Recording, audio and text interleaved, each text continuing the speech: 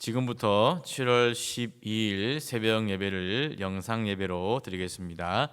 경건한 마음과 자세로 예배에 임해 주시기를 바랍니다. 다 함께 주님이 가르쳐 주신 기도를 드리겠습니다. 하늘에 계신 우리 아버지, 아버지의 이름을 거룩하게 하시며 아버지의 나라가 오게 하시며 아버지의 뜻이 하늘에서와 같이 땅에서도 이루어지게 하소서. 오늘 우리에게 일용할 양식을 주시고 우리가 우리에게 잘못한 사람을 용서하여 준 것 같이 우리 죄를 용서하여 주시고 우리를 시험에 빠지지 않게 하시고 악에서 구하소서. 나라와 권능과 영광이 영원히 아버지의 것입니다. 아멘. 찬송가 543장을 함께 부르겠습니다.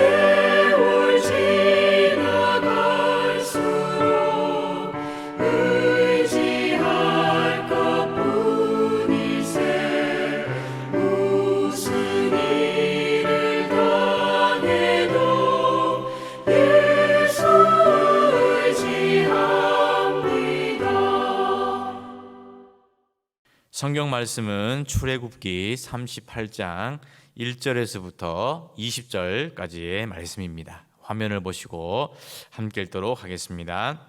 그가 또 조각목으로 번제단을 만들었으니 길이는 5규빗이요 너비도 5규빗이라 네모가 반듯하고 높이는 3규빗이며 그 네 모퉁이 위에 그 뿔을 만들되 그 뿔을 제단과 연결하게 하고 제단을 노수로 쌌으며 제단의 모든 기구 곧 통과 부삽과 대야와 고기 갈고리와 불 옮기는 그릇을 다 노수로 만들고 제단을 위하여 놋 그물을 만들어 제단 주위 가장자리 아래에 두되 제단 절반에 오르게 하고 그 놋 그물 네 모퉁이에 채를 꿰일 고리 넷을 부어 만들었으며 채를 조각목으로 만들어 노수로 싸고 제단 양쪽 고리에 그 채를 꿰어 매게 하였으며 제단은 널판으로 속이 비게 만들었더라. 그가 노수로 물두멍을 만들고 그 받침도 노수로 하였으니 곧 회막의 문에서 수종드는 여인들의 거울로 만들었더라.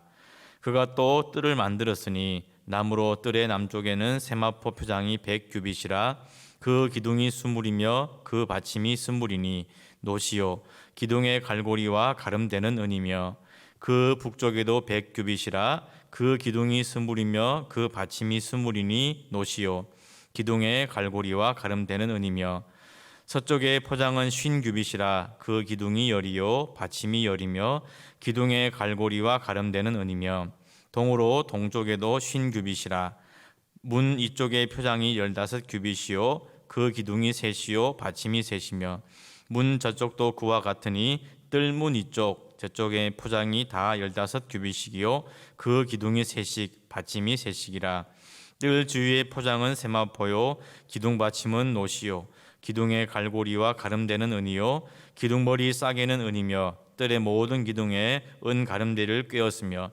뜰의 휴장문을 청색, 자색, 홍색 실과 가늘게 꼬은 배실로 수놓아 짰으니 길이는 20규빗이요 너비와 높이는 뜰의 포장과 같이 5규빗이며 그 기둥은 넷인데 그 받침 넷은 노시요 그 갈고리는 은이요 그 머리 싸기와 가름대도 은이며 성막 말뚝과 뜰 주위의 말뚝은 모두 노시더라. 아멘.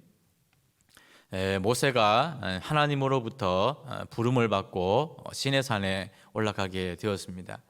모세는 그 시내산에서 하나님으로부터 십계명을 비롯하여 여러 율법과 규례, 계명의 말씀을 받게 되었고 특별히 하나님의 임재와 영광을 상징하는 성막의 계시도 받게 되었습니다.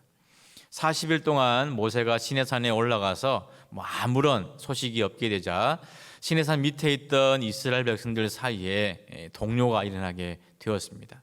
결국은 그들은 금송아지를 만들어서 그것을 섬기고 절하는 그런 죄를 범하고 말았습니다. 처음에 하나님께서 모세에게 십계명을 기록한 두 돌판을 주셨을 때 하나님이 친히 만드시고 새기신 것이었습니다. 그런데 그 두 돌판은 모세가 금송아지에 던져서 깨져버리고 말았습니다. 하나님은 다시 모세를 시내산으로 부르시고 그때 모세는 자신이 직접 만든 두 돌판을 가지고 시내산으로 올라가게 되었습니다. 다시 40일 동안 금식하며 모세는 하나님으로부터 십계명과 또 여러 말씀들을 다시 받게 되었습니다. 그리고 모세가 시내산에서 내려오게 되었을 때 이제 모세는 본격적으로 하나님께서 말씀하시고 계시해 주신 성막을 짓는 일을 착수하게 되었습니다. 앞서 나오는 출애굽기 37장에서는 언약궤와 또 진설병 상과 그리고 등잔대를 만들었습니다. 그리고 오늘의 본문에서는 세 가지를 만들게 되는데 첫째는 번제단, 그리고 물두멍, 그리고 성막의 뜰을 만들게 되었습니다. 먼저 이 번제단은 백성들의 죄를 대신하여서 희생의 제물을 잡아 불태워 하나님께 드리는 성막의 기구였습니다. 번제단의 위치는 성막의 맨 앞쪽 뜰에 위치를 하게 되었습니다. 우리 오늘의 본문 출애굽기 38장 1절의 말씀을 같이 한번 읽도록 하겠습니다. 그가 또 조각목으로 번제단을 만들었으니 길이는 5규빗이요 너비도 5규빗이라 네모가 반듯하고 높이는 3규빗이며 아멘. 이 번제단을 통하여서 우리에게 주시는 영적인 교훈이 무엇이냐 하면 하나님의 임재와 하나님의 영광을 경험하기 위해서 가장 먼저 최우선적으로 해결해야 할 것이 바로 죄의 문제라는 것입니다. 하나님은 그 어떤 죄도 없으신 거룩하신 분이십니다. 그 거룩하신 하나님 앞에 나아갈 때 죄를 가지고 결코 나아갈 수 없습니다. 그래서 구약의 시대에는 짐승의 피를 대신해서 짐승을 불태워 하나님께 드림으로 말미암아 죄의 문제를 해결하고 하나님 앞에 비로소 나아갈 수가 있었습니다. 그러나 신약의 시대에 와서는 더 이상 짐승의 제물이 필요하지 않습니다. 왜냐하면 예수 그리스도가 바로 우리를 위한 제물이 되어 주셨기 때문입니다. 히브리서 9장 11절과 12절의 말씀 우리 같이 한번 읽겠습니다. 그리스도께서는 장래 좋은 일에 대제사장으로 오사 손으로 짓지 아니한 것 곧 이 창조에 속하지 아니한 더 크고 온전한 장막으로 말미암아 염소와 송아지의 피로 하지 아니하고 오직 자기의 피로 영원한 속죄를 이루사 단번에 성소에 들어가셨느니라. 아멘. 구약 시대에 드렸던 그 짐승의 제물은 불완전합니다. 그래서 매번 제사를 드릴 때마다 짐승을 잡아서 불태우고 그 짐승의 피를 드려야만 했습니다. 그런데 예수 그리스도의 피로 드리는 속죄는 영원하고 완전합니다. 그래서 두 번, 세 번 드릴 필요가 없습니다. 누구든지 예수 그리스도를 믿고 그 예수 그리스도의 보혈의 공로를 의지하면 죄를 용서받게 되고 구원받게 되는 줄로 믿습니다. 그리고 구원받은 백성은 언제나 하나님 앞에 나아갈 수 있습니다. 만약 예수 그리스도의 그 속죄가 없다면, 예수 그리스도의 그 영원한 속죄가 없다면 신약의 시대에 살아가는 우리들도 여전히 번제단에서 수많은 제물을 불태워야 했을 겁니다. 그러나 영원하고 완전한 예수 그리스도의 그 속죄로 말미암아 더 이상 우리는 짐승을 태워드리는 번제단이 필요하지 않습니다. 하나님이 사랑하시는 우리 귀한 믿음의 성도 여러분, 예수 그리스도의 그 영원한 속죄를 우리가 늘 마음에 새기고 그 보혈의 공로 의지하여 우리를 죄와 사망으로부터 구원해 주신 그 예수님의 은혜, 그 예수님의 사랑 늘 기억하며 살아갈 수 있기를 주님의 이름으로 간절히 축원을 드립니다. 두 번째로 오늘의 본문에서 만든 것은 바로 물두멍입니다. 우리 출애굽기 38장 8절의 말씀 다시 한번 같이 읽겠습니다. 그가 노수로 물두멍을 만들고 그 받침도 노수로 하였으니 곧 회막문에서 수종드는 여인들의 거울로 만들었더라. 아멘. 이 물두멍의 위치는 번제단과 그리고 성소 사이에 위치를 하고 있습니다. 제사장들이 번제단에서 짐승의 피와 기름을 태우고 또 거기에서 나오는 죄를 버리는 과정에서 더러워진 손과 발을 씻는 곳이 바로 이 물두멍입니다.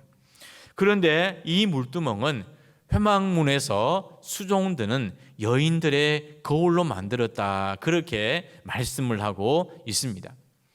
거울이라는 것은 여인들에게 필수품입니다. 여인들은 거울을 보고 자신의 얼굴에 화장을 고치거나 아니면 흐트러진 옷 매무새를 다듬는 일에 사용을 했습니다. 뿐만 아니라 거울은 그 당시만 하더라도 귀한 물건이었습니다. 그럼에도 여인들은 자신에게 있어서 가장 그 소중한 물건을 하나님 앞에 드리고 헌신하게 되었습니다.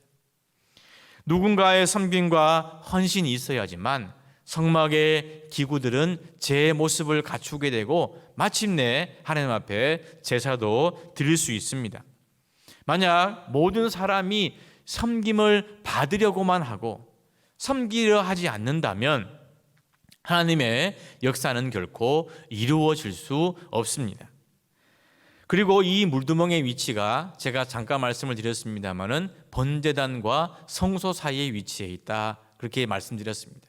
즉 물두멍을 지나면 바로 하나님의 가장 놀라운 은혜와 축복을 경험할 수 있는 성소에 들어갈 수가 있습니다. 즉 하나님의 그 크고 놀라운 은혜와 축복을 경험하기 위해서 우리의 섬김, 우리의 헌신이 반드시 필요하다는 것을 말씀해 주고 있습니다. 마가복음 10장 45절의 말씀입니다. 인자가 온 것은 섬김을 받으려 함이 아니라 도리어 섬기려 하고 자기 목숨을 많은 사람의 대속물로 주려 함이니라. 아멘. 예수님께서 섬김을 받기 위해서 이 땅에 오신 것이 아니라 도리어 섬기려 이 땅에 오셨다. 심지어 예수님의 목숨까지도 많은 사람의 대속물로 주기 위해서 이 땅에 오셨다. 분명히 말씀하고 있습니다. 가장 높으신 예수님께서 섬김을 받는 것이 아니라 섬기기 위해서 이 땅에 오셨다면 하물며 우리는 어떠해야 하겠습니까? 예수님처럼 섬기고 하나님 나라를 위하여 헌신함으로 말미암아 우리가 하나님의 놀라운 은혜와 축복을 경험할 수 있기를 주님의 이름으로 간절히 축원을 드립니다. 세 번째로 오늘의 본문에서 만든 것은 바로 성막의 뜰입니다. 우리 출애굽기 38장 9절의 말씀 같이 한번 읽겠습니다. 그가 또 뜰을 만들었으니 나무로 뜰의 남쪽에는 세마포 표장이 100규빗이라. 아멘. 성막의 뜰은 남북으로 길이가 100규빗 그리고 동서의 길이가 50규빗이 됩니다. 대략 우리가 쉽게 환산을 해보면 남북의 길이가 50m 그리고 동서의 길이가 25m 정도 된다고 보시면 되겠습니다. 적지 않은 그런 규모의 성막입니다. 그런데 그 성막의 뜰은 오늘 말씀을 보면 세마포 포장으로 둘러서 막도록 되어 있습니다. 성막들의 가장 중앙에 성소가 위치해 있습니다. 즉 하나님의 그 성소를 이 성막들 주위를 두르고 있는 세마포 포장이 막고 보호해주는 역할을 하고 있습니다. 성막들을 두르는 세마포 포장이 성소를 보호하고 성소를 막아주듯이 하나님이 우리를 보호하시고 하나님이 우리를 지켜주시는 줄로 믿습니다. 우리는 연약하고 부족한 존재들입니다. 만약 죄악 많은 이 세상을 살아갈 때 하나님이 우리를 지키지 않으시고 하나님이 우리를 보호해 주시지 않는다면 우리는 결코 죄악된 이 세상 속에서 승리할 수 없을 것입니다. 그러나 하나님 우리를 보호하시고 하나님 우리를 지켜주시기에 우리는 이 세상 속에 살아가지만 승리하며 살아갈 수 있습니다. 코로나가 4차 대유행에 접어들었습니다.